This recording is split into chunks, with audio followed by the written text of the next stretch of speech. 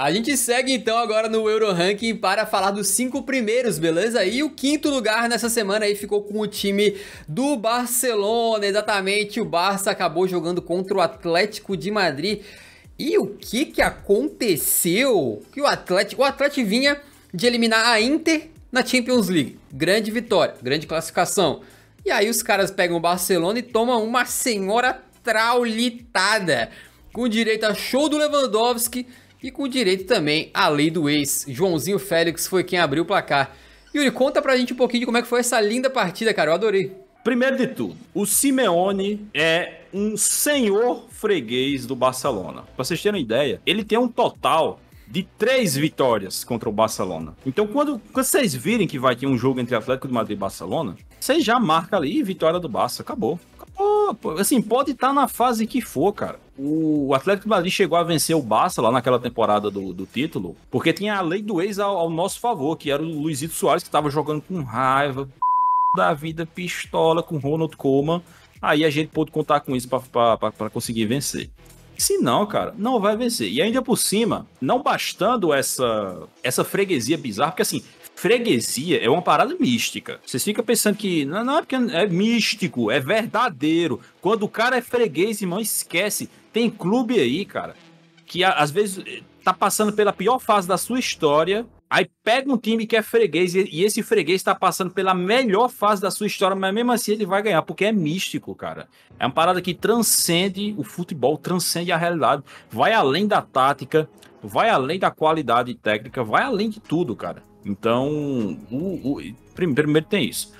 Aí o senhor Simeone decidiu poupar alguns jogadores do Atlético de Madrid, mas analisando de forma racional, faz sentido que ele tenha poupado alguns jogadores, porque o Atlético de Madrid foi até a prorrogação contra a Internacional, então naturalmente tinha muitos jogadores cansados. E caras como o Koke, que já é velho, o Griezmann, que tá voltando de lesão, não seria inteligente da parte do Simeone colocar eles para jogarem 2 jogos completos assim, um atrás do outro. Então ele entrou em campo com Savic, que é um péssimo zagueiro, um safado, Axel Witsel e Reinildo. Só que já não é a zaga titular, né? Porque o Reinildo é reserva. Molina e Lino nas alas, ok. Aí ele tirou o Koke e colocou Barrios no meio campo, junto com o Depou, que fez mais um jogo estranho. Contra a Inter eu já achei que o jogo do Depou foi ruim. Contra o Barça, então, minha nossa senhora, cara, foi um jogo horroroso do Depou. E no ataque ele escalou Riquelme, Morata e Llorente. O Morata sendo o único atacante, né, e o Llorente fazendo uma, digamos assim, uma posição híbrida, né, porque às vezes ele entrava na área como atacante, mas sem a bola ele dava uma recuada ali para compor a segunda linha. E o Riquelme atuando como se fosse um meia atacante, uma espécie de meia barra ala ali, às vezes ele alternava com o Samuel Lino e etc. E essa estratégia, essa formação que ele tentou fazer aqui para poupar alguns titulares, ó, o Griezmann ficou fora, o Memphis ele não escalou, cara, eu não sei o que é que o Simeone tem com o Morata, mas ele não tira o Morata da titularidade nem a pau. O Koke ficou fora, o Azpilicueta, que ele poderia ter colocado ali no lugar do Reinildo, ele não quis colocar, mas eu também entendo que é um jogador mais velho, etc. O Barcelona também não foi a campo com força máxima, né? Eles pouparam ali o Lamine Yamal, por exemplo, que talvez o Lamine Yamal seja hoje o melhor jogador do Barcelona, né? Embora o Lewandowski esteja numa fase absurda, tem que perguntar aí para os torcedores do Barcelona o que é que eles acham, se o Yamal ou o Lewandowski é o melhor jogador do time. E o Christensen sentiu uma lesãozinha no aquecimento, e aí acabou ficando de fora também.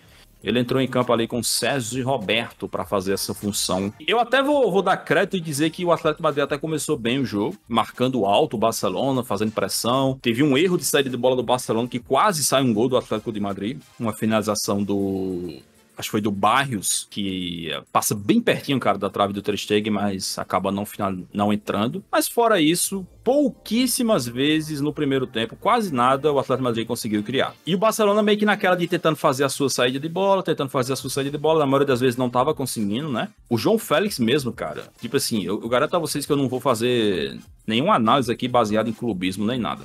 O João Félix estava participando pouquíssimo do jogo. E quem tava assistindo a partida sabe disso. Ele realmente tava pegando muito pouco, tanto que a torcida do Atlético de Madrid tava vaiando ele, né? Por motivos óbvios, toda vez que ele pegava na bola ele era vaiado.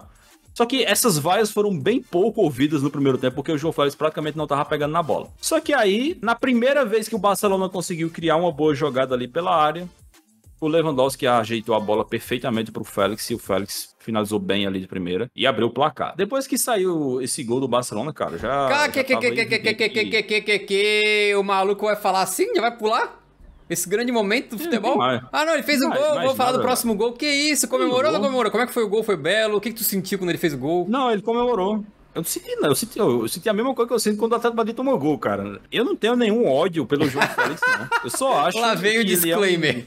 Lá vem o disclaimer. Letrinhas pequenas. Eu não tenho nenhum ódio pelo João Félix, não. Eu até torço pra que ele se dê bem, porque daí o Barcelona vai comprar ele, não sei o quê, não é? Não, papinho de sempre. Vai. Não, eu nunca falei que eu torço pra ele se dar bem também. Claro que sim, pra ele ir bem, pra recuperar pro Atlético de Madrid poder vender. Tu falou já várias vezes. Não, eu quero que ele vá bem pro Atlético de Madrid vender ele pra fora, não pro Barcelona. Até porque o Barcelona não tem dinheiro pra comprar ninguém. Tá duro dorme. Eu tenho mais dinheiro do que o Barcelona, se brincar. Foi mais um gol aí, né? Ele fez gol na ida e na volta, né? Fez gol lá no... Inclusive, cara, 2 dos melhores jogos do... Pra você ver como a freguesia é uma parada... E aí, vai pro intervalo e você pensa, não... Simeone vai mexer no time, vai voltar todo mundo atento, vai dar uns carão nos caras. O Atlético de Madrid vai voltar virado no girar e vai buscar o empate. 1 minuto praticamente, 2 minutos do segundo tempo, o Rodrigo Depou simplesmente... Cara, ele deu um passe direto pro Rafinha. Tipo assim, eu queria entender o que se passou na cabeça do Depou. Porque o Atlético de Madrid tava fazendo uma saída de bola, o Depou olhou, viu o Rafinha e tocou literalmente pra ele. Ele não errou o passe. Existe uma diferença de quando você tenta acertar o passe pra uma pessoa, pra um jogador, e você bate mal na bola, ela vai em outro. Ele literalmente tocou a bola pro Rafinha. Sei lá, deve ter dado um bug mental nele, que ele achou que o uniforme do Atlético de Madrid era amarelo e tocou pro Rafinha. Eu não sei por que ele achou isso, porque ele não joga com uniforme amarelo nem no Atlético de Madrid, nem na seleção da Argentina. Então não sei o que diabo aconteceu com o Depou que ele fez isso. Ele dá a bola pro Rafinha, o Rafinha faz a jogada ali pro Lewandowski, o Lewandowski finaliza, gol. 2-0, logo no comecinho do segundo tempo, o jogo já estava mortinho da Silva ali. Simeone até tentou reagir, colocou o Koke, colocou o Memphis, colocou o Griezmann. O Atlético de Madrid até chegou a criar umas 2 ou 3 chances de gol, uma delas bem característica, uma jogada ali na área que a bola sobra pro Llorente, ele finaliza muito bem, o Ter Stegen faz uma defesaça, incrível, cara, defesa assim, uma das melhores defesas da temporada, essa defesa do Ter Stegen, mas o Atlético de Madrid já estava bem bagunçado, bem desorganizado, o Barcelona estava achando contra-ataques com uma facilidade absurda. E em um desses contra-ataques, o nosso querido Lewandowski colocou a bola na cabeça do Fermín Lopes e o Fermín Lopes cabeceou muito bem pro gol. 3-0, 2 assistências, 2 passes para gol do Lewandowski e 1 gol. Ele foi o cara do jogo, assim.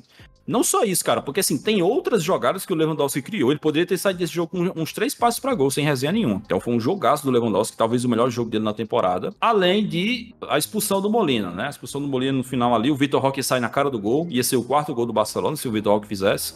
E o Molina acabou empurrando ele fora da área e foi expulso por isso. Outra coisa que também vale mencionar, o Xavi começou o jogo com uma dupla de La Masia ali pela esquerda, né? O Hector Forte na lateral esquerda e o Pau Cubarsí na zaga pela esquerda. E os dois foram muito bem no jogo. Especialmente o senhor Cubarsí, que fez uma partidaça, praticamente todos os ataques do Atlético de Madrid pelo lado direito. Ele tava espanando ali, tava tirando a bola. O cara tava parecendo um para-brisa, tá ligado? Então tá, nos últimos 5 jogos o Barça tá com 4 vitórias e 1 empate. E neste momento atingiu a 2ª colocação no Campeonato Espanhol, ultrapassando o Girona, que perdeu mais uma, né? Deu uma desacelerada aí, o Girona perdeu aquela mágica nas semanas recentes. Mas mesmo assim o Barcelona continua a 8 pontos do Real. É praticamente impossível tirar esse até o final do campeonato, né? Também vale ressaltar uma questão aqui que é o seguinte: desde que o Xavi anunciou que iria sair do Barcelona ao final da temporada, o Barcelona é a melhor equipe de La Liga, com 20 pontos marcados, 6 vitórias e 2 empates. Ou seja, deixou o ambiente mais tranquilo de alguma maneira? Funcionou isso aí? Teve impacto, não teve? Né? O que tu acha, Yuri? Cara, eu não sou jornalista, eu não tenho nenhuma informação lá dentro. Só que eu assisto os jogos, praticamente todos os jogos do Barcelona eu assisto. É bem raro eu perder um jogo do Barcelona. E pra minha percepção, teve uma mudança de postura bem grande de alguns jogadores do Barcelona no pré e no pós adeus de Xavi. Eu não vou cravar aqui que teve jogador ali jogando pra derrubar ele, mas o feeling, né, a sensação é que realmente tem alguns jogadores ali fazendo um corpo mole, ou então jogando sem motivação. Porque assim, cara, é muito bizarro que depois que ele anunciou que vai embora, todo mundo começou a jogar bem, cara. Não tem ninguém jogando mal no Barcelona. Se você botar o Rivaldo aposentado ali, ele é capaz de jogar bem, então é estranho, né? No Bayern de Munique aconteceu exatamente a mesma coisa. Seguindo no Euroranking para a quarta colocação está o time do Bayern de Munique. O futebol é uma doideira, né? A gente tá aqui semanas massacrando o Bayern, dando paulada no Bayern. O Bayern mal, o Bayern em crise, o Bayern isso, o Bayern aquilo, sai técnico, é o jogador ali ferrado da cabeça, não sei o que. E aí quando tu vai ver, o Bayern de Munique no Euroranking novamente. Exatamente, neste final de semana os caras visitaram o Darmstadt e venceram por 5-2, uma vitória bastante... Eu diria que aquele famoso Bayern jogou como Bayern, né? Mais uma vez uma vitória sem sofrer tanto, com muitas chances de gols criadas aí. E aí, cara, o Bayern de Munique conseguiu encaixar uma sequência muito positiva. Tu pensa que eles estavam naquela pindaíba, né? E nesse momento aí são... na verdade, são os seguintes, são 4 vitórias e 1 empate nos últimos 5 jogos. Então o Bayern de Munique conseguiu se recuperar bastante. Essa partida contra o Darmstadt, especialmente, teve uma atuação de gala do Musiala, né? Jogou muito. O que esse garoto tava driblando nessa partida foi um absurdo. Inclusive, ele faz um gol de placa, em que ele sai croquetando todo mundo dentro da área ali. Sai na cara do gol e marca de canhota, né? O cara tá realmente on fire. E é um jogo que teve um gol do Harry Kane também. Com isso, o Harry Kane estabeleceu seu novo recorde de gols em um campeonato. Ele marcou 31 na atual Bundesliga, sendo que antes ele tinha conseguido fazer 30 na Premier League como seu recorde em 2 ocasiões, né? O Harry Kane aí também chegou à marca de o jogador debutante, ou seja, na sua temporada de estreia no campeonato alemão, com mais gols marcados, né? 31 já, e certamente vai continuar aumentando porque ainda tem algumas boas rodadas de Bundesliga pela frente.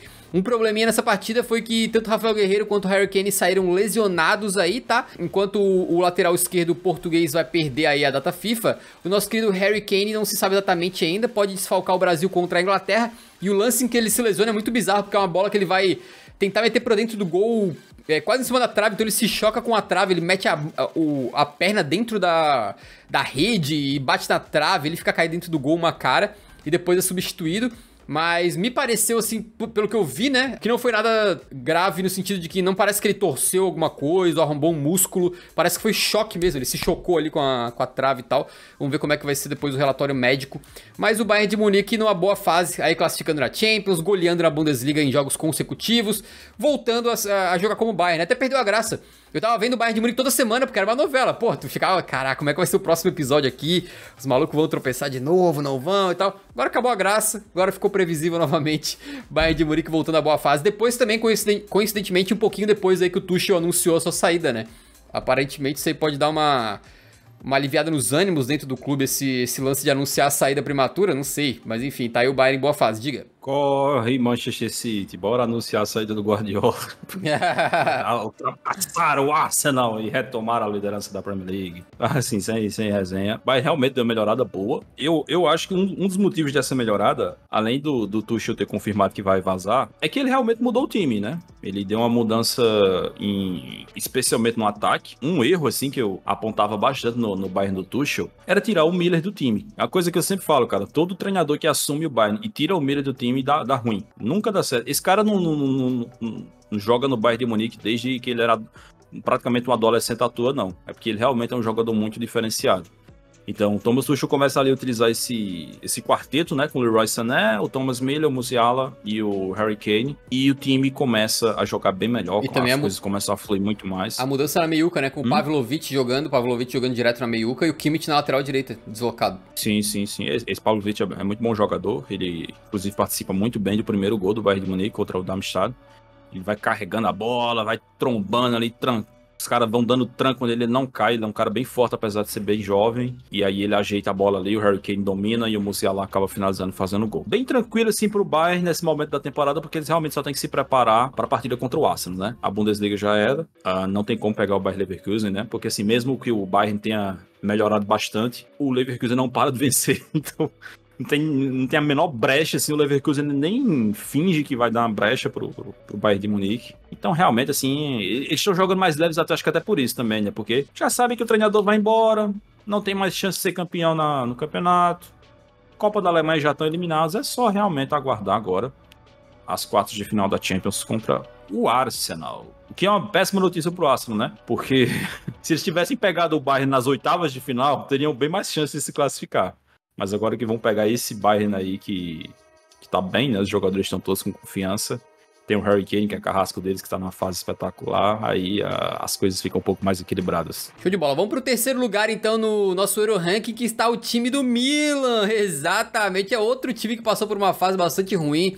Já se falava da saída do Pioli e agora entrou numa fase boa novamente. Os caras no meio da semana enterraram o Slavia Praga, né, pela Europa League aí, nas oitavas de final. E agora no final de semana venceram o Verona fora de casa com um belo gol do Chukwueze. E também teve mais um gol do Pulisic. Pulisic com 4 jogos marcando consecutivamente.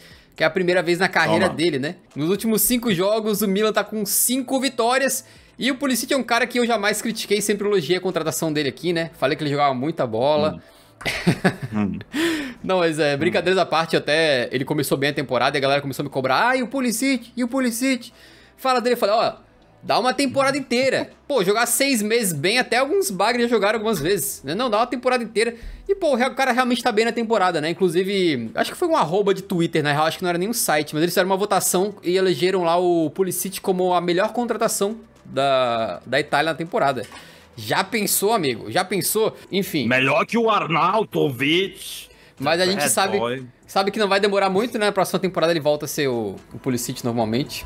Cara, deixa de jogar praga. Que é isso, hein, cara? O que é que os Estados Unidos te fez, hein? Que é uma mescla de birra com os Estados Unidos e com a Polônia. A família do Pulisic é polonesa ou é croata, sei lá, nem me lembro mais. Brincadeira da parte. A fazenda é muito boa. Parabéns pro Milan aí, 5 vitórias consecutivas, né? E no momento eles estão na Série A ali, em segundo lugar, exatamente. Ultrapassaram a Juventus, que não vai entrar no cast hoje, não, a gente não vai falar deles, mas a Juventus derreteu completamente, né? Chegou um momento em que eles até chegaram a se aproximar um pouquinho da Inter ali, daquele... Pô, agora vai, não sei o que, uma boa sequência, mas recentemente os caras não têm jogado absolutamente nada.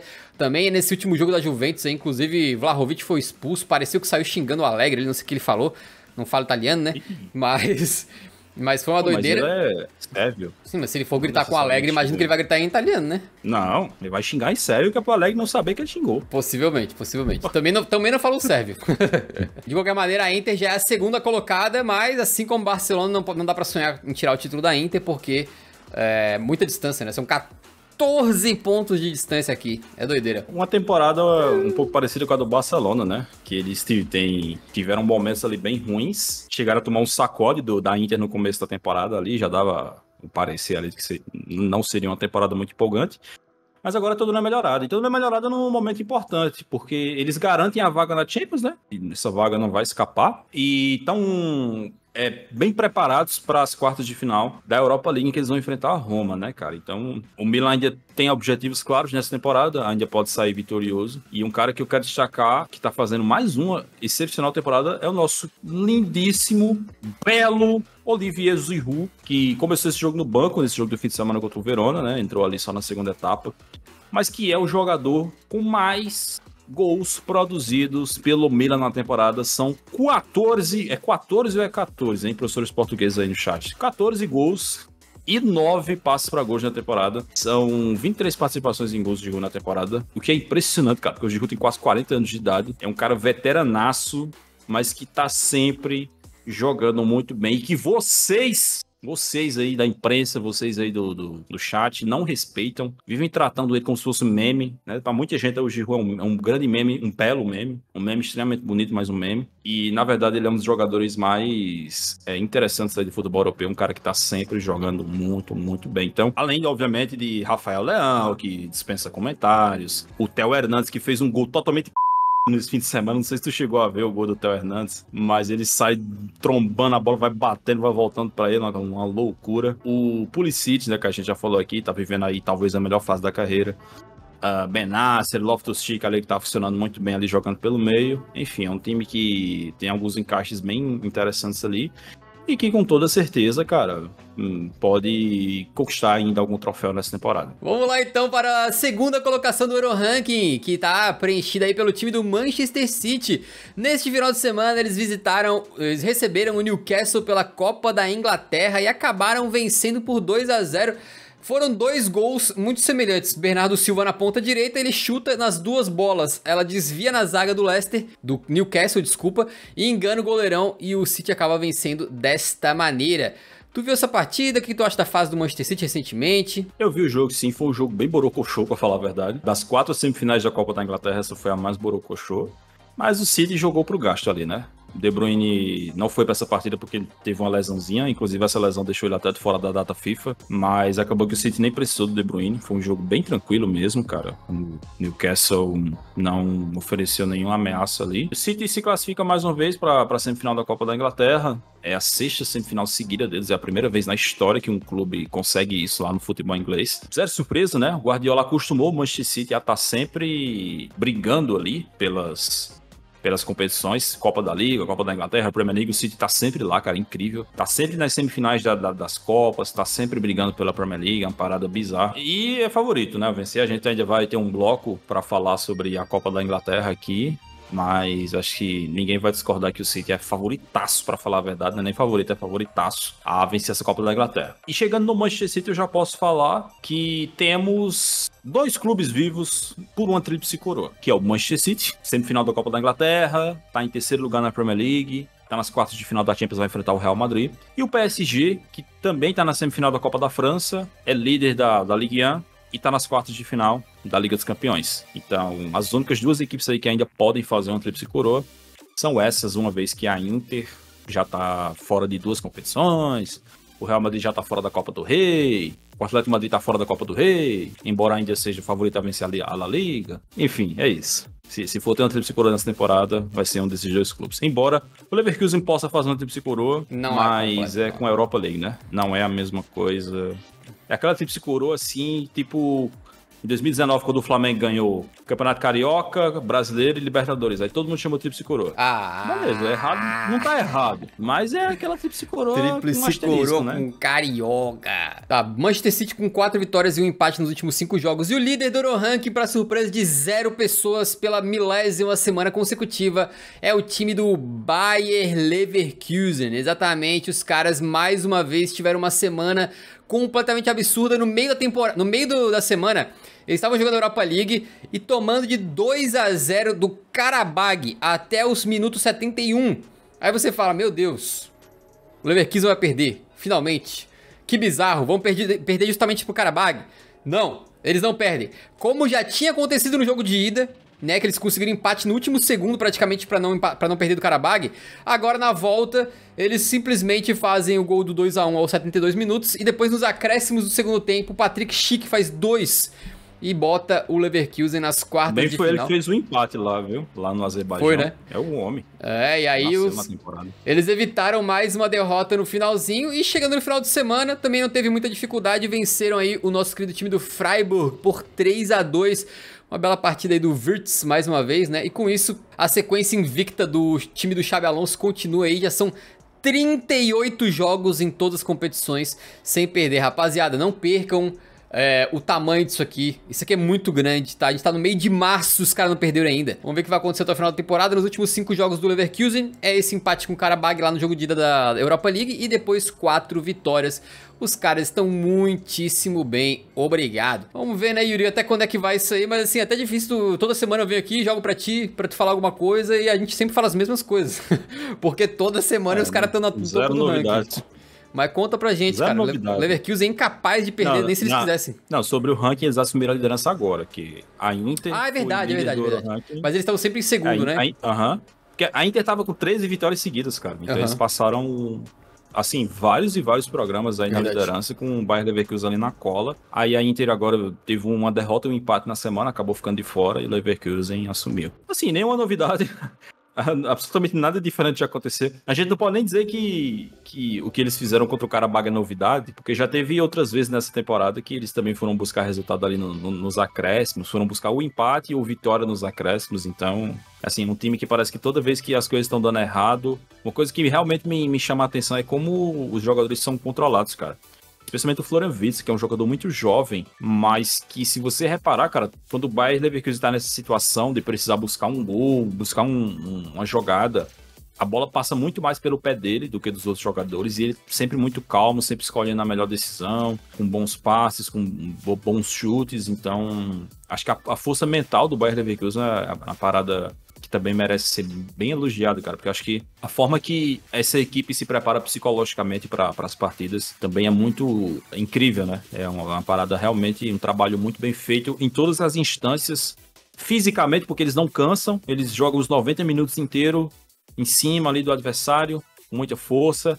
Taticamente nem se fala, tecnicamente nem se fala, e psicologicamente também estão mostrando aí que são um time absurdo. Então, se o Leverkusen fosse um boneco de RPG, ele estaria com nota 9 ou 10 em todas as estatísticas ali, cara, porque realmente é um time que deixa pouquíssimo a desejar em todos os aspectos do futebol. Eles vão jogar, estão agora na semifinal da Copa da Alemanha, são líderes absolutos da Bundesliga, estão nas quartas de final da Europa League, pode ser uma temporada histórica, pode ser a melhor temporada da história do clube, com toda certeza. E o destaque realmente é o Wirtz, né, cara? 11 gols e 17 passes para gols na temporada. São 28 participações em gols. A temporada do Guri é bizarra. Vai ser, assim, com toda certeza vai chover proposta gorda. Assim, proposta 150, 160, 180 milhões de euros. Vai pingar ali na mesa do Leverkusen. Os dirigentes do clube estão sempre dizendo que não vão vender de jeito nenhum, porque eles não precisam de dinheiro. Eles estão dizendo que não vão vender ninguém, para falar a verdade. Nenhum jogador vai sair nesse mercado. Mas a gente sabe como é.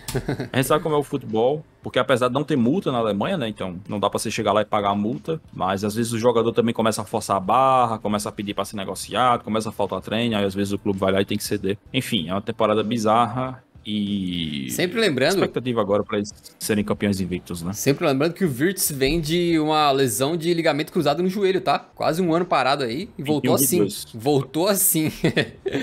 Inacreditável esse guri, né? Também ressaltando que o Leverkusen, ele é favoritaço para duas competições, né? Na Bundesliga ele tem bastante vantagem na liderança, enquanto na Copa da Alemanha, daqui a pouco a gente vai falar mais sobre isso, mas só sobraram times de divisões inferiores e o Leverkusen na semifinal. Então, pelo menos em teoria aí, os caras são favoritaços para esse doblete de títulos, né? Restaria saber o que vai acontecer na Europa League, mas acho que também eles têm condição de passar, daqui a pouco a gente fala mais sobre essa competição. Então o Leverkusen aí, mais uma vez, em primeiro lugar. Nosso querido Euro Ranking, que se encerra assim, só time brabo aqui, hein? Só time grande e o Leverkusen e o City. Que isso, cara? Que isso?